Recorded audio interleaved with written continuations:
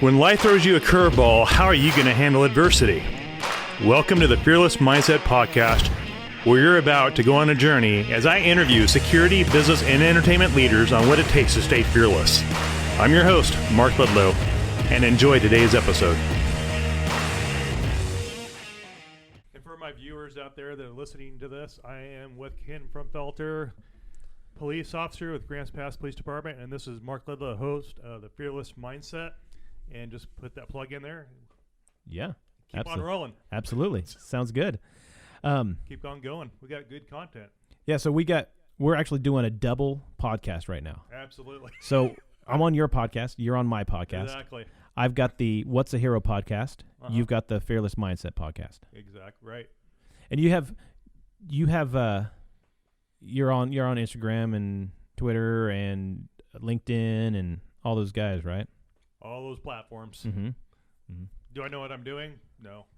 I don't think any. I like to say I don't think anybody does. There's people out there that are. You look at YouTube or you look at all these. They're like, oh, I've been doing this. I got 150,000 different podcasts. I've done this and I've been doing. Holy cow, that's some motivation. Well, right. A lot of those guys, the big guys that are in the millions of dollars income, they have whole teams. Yeah.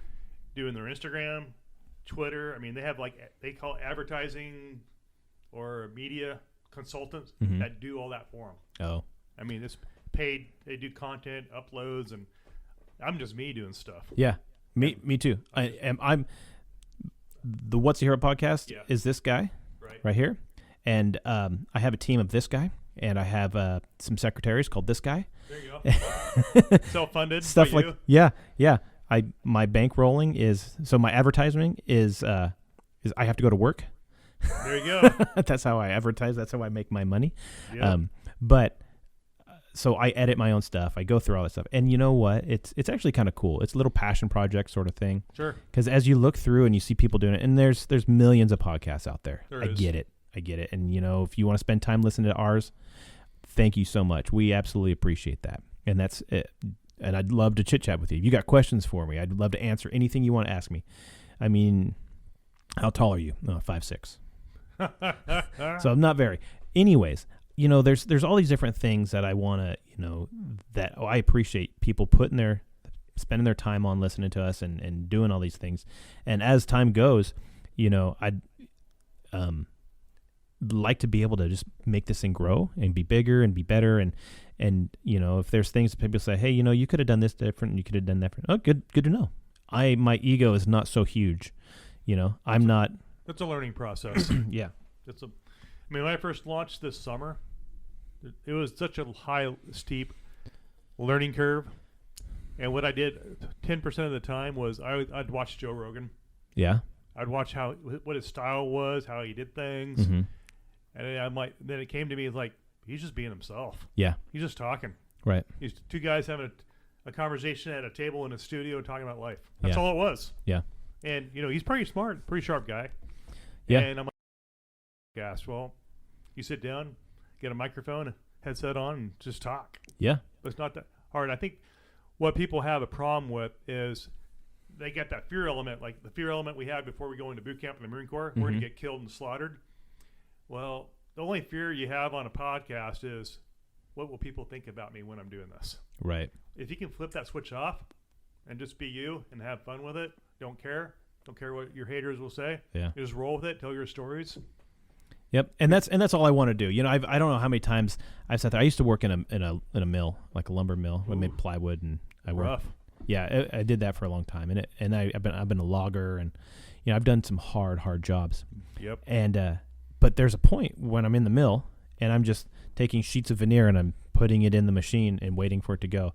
There's a lot of time to think, and I'm thinking, man, I get all these little thoughts. Ideas. How do I get those out? I can put it on Facebook, and obviously at that point we didn't have Facebook, Twitter, Instagram. We didn't have any of that stuff. Right.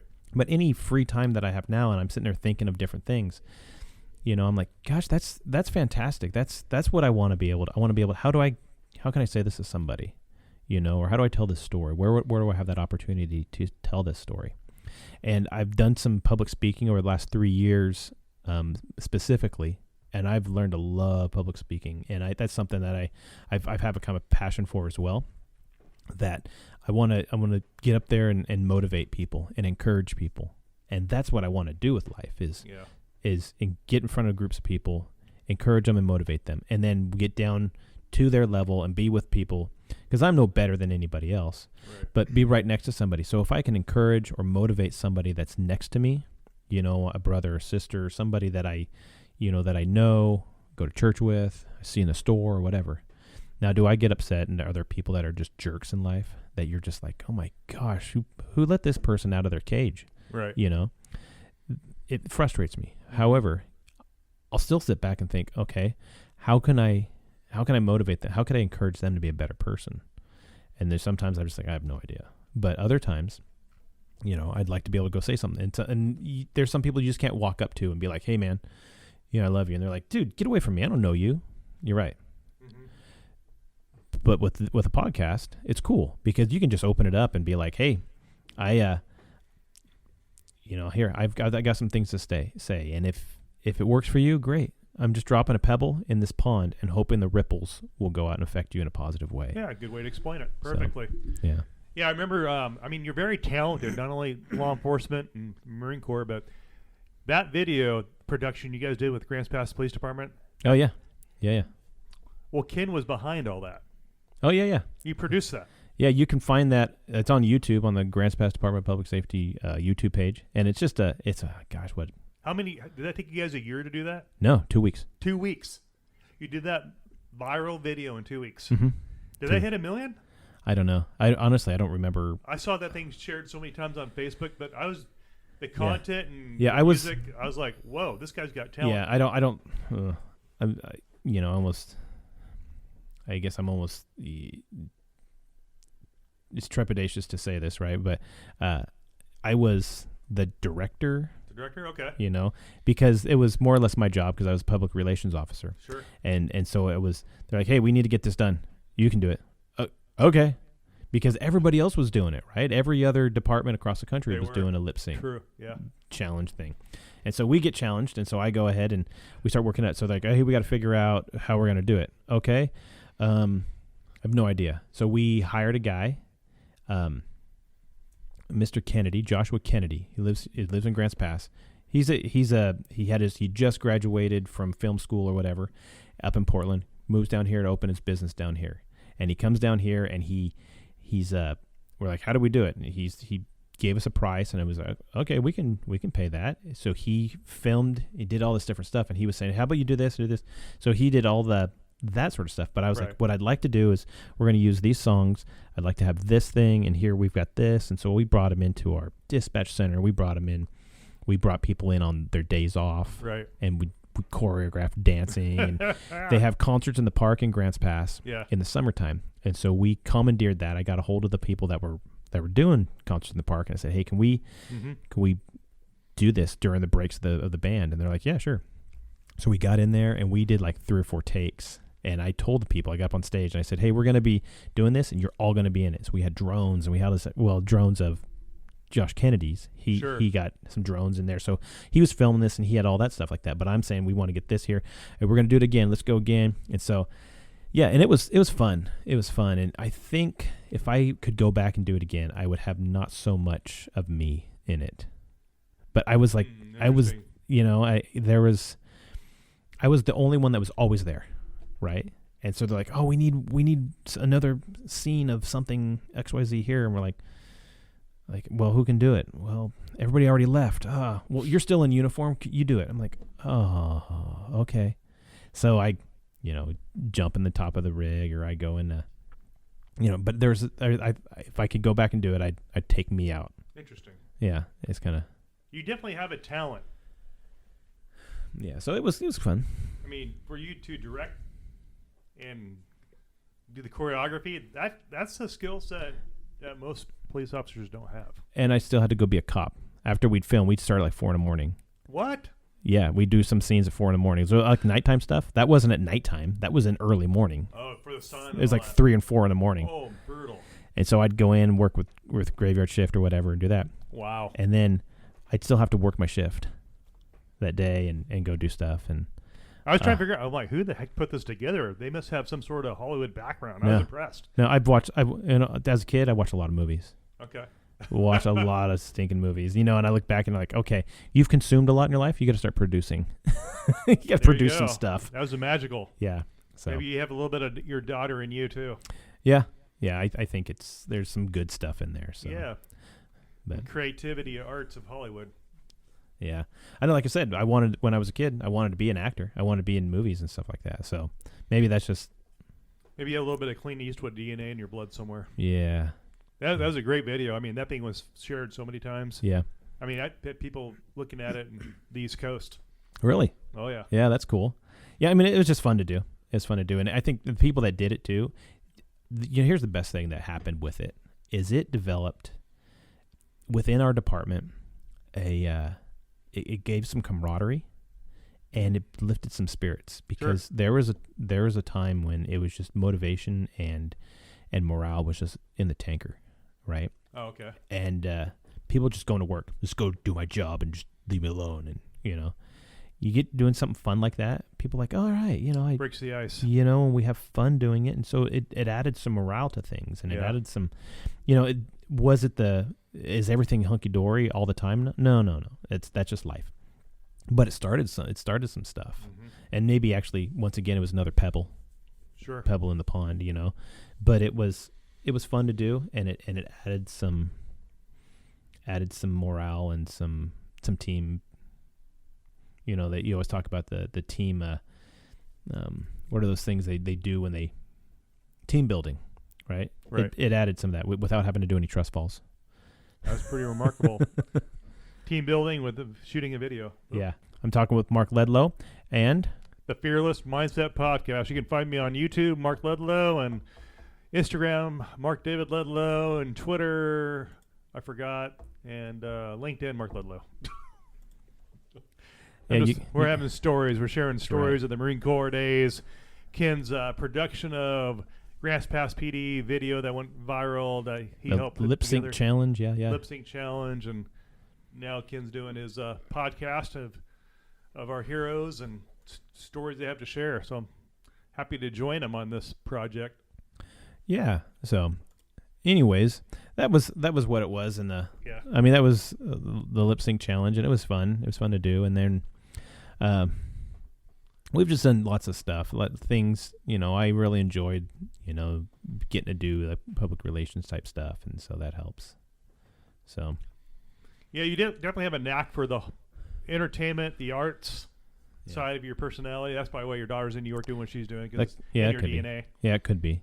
Yeah. I mean, she can sing. I can't, but I don't know. I like to think that I could. And then I had this one girl at church. She says to me, she goes, I was sitting behind the drums because I played the drums at church, and she's like, but you're tone deaf. Oh. She's like 17, so there's no very direct. I don't care what people think. I'm 17. I'll live forever. Yeah. Cool. But I get it. But I think she's like, well, no, I don't mean it like that. I get it. Maybe I am tone deaf, but I was talking with my daughter, and I said, let me ask you this. Can anybody learn to sing? She's like, yes, I think anybody can learn to sing. Okay. I said, really? I said, like, she goes, yes, I think you put the effort into it. You're not born not being able to sing. Everybody can sing. No, is it always going to be, are you going to be like the top of the best? No. But you can learn to sing. Everybody, and if you put some time into things, and it's like anything, some people take longer to do some things than others. You take like a top athlete in the world, they have a talent, and they just build that talent, and so that's why they're the cream of the crop. You take anything else that anybody else does, they can be good at something, maybe not have a talent in it, but they work to be okay at it, So I like to think that there's a chance I could sing one day, but that means I have to put something aside that I'm doing because I have a lot of irons in the fire. You know? How many irons in the fire do you have?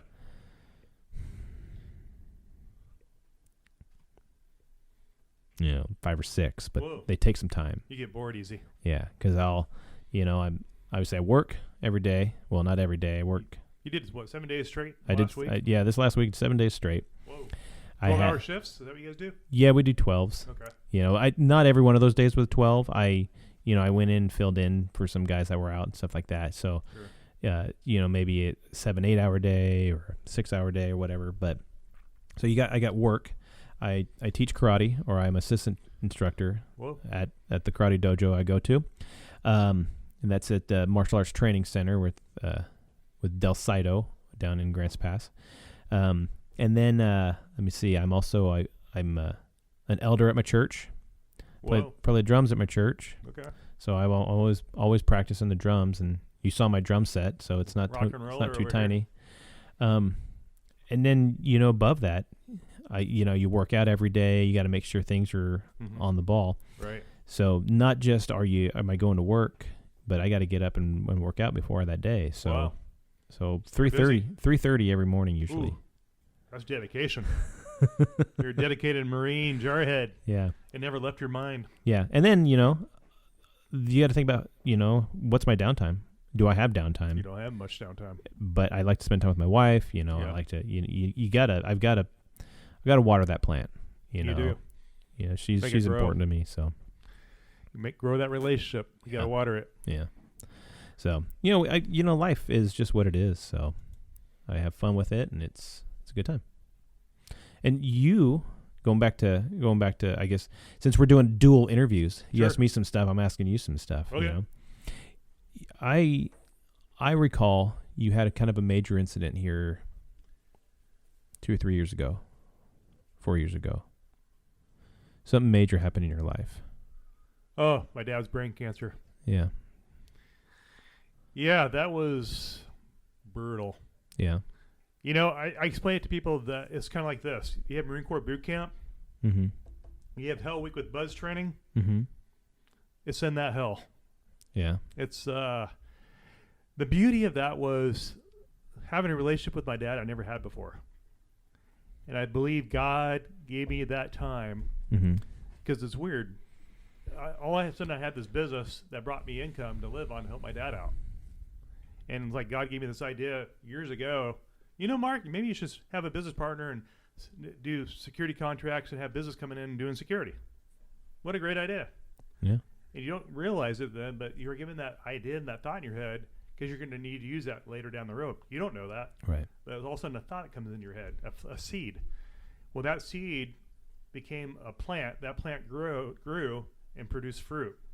And that fruit was business income. So I can, my dad got diagnosed.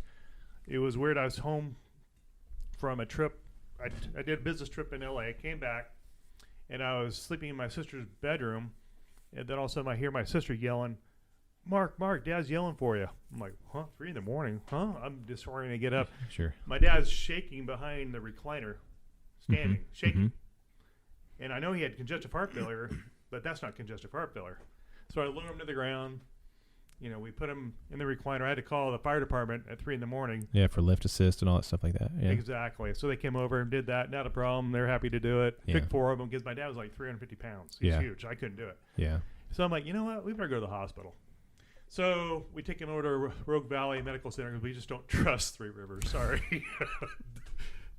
Nothing against Three Rivers, but they have some good-hearted people. Well, I think that I don't know the full thing. I think they may be limited by their size and their scope too. Right. So their specialties. Yeah. And they're a good trauma place. I'm sure Three Rivers is, but I wanted to go where the specialists were. Sure. So we went over there. I drove him over there, and within 20 minutes we got him in there. He was already back. I'm like, uh-oh. And then that saw the doctor, and he tells me, yeah, your dad's got a tumor in the front of his skull, frontal lobe, the size of a tennis ball or whatever it was. If you don't take it out by a week, he's going to be dead. Jeez. It was almost like I had 4 drill instructors jumping on me, chewing me out. Right. And had a 4x4 hit me upside the head. Yeah. My whole head was just literally spinning of all these thoughts and emotions. Yeah. I'm like, is this real? Is this happening to me? Yeah. I'm like, okay, Lord, now what?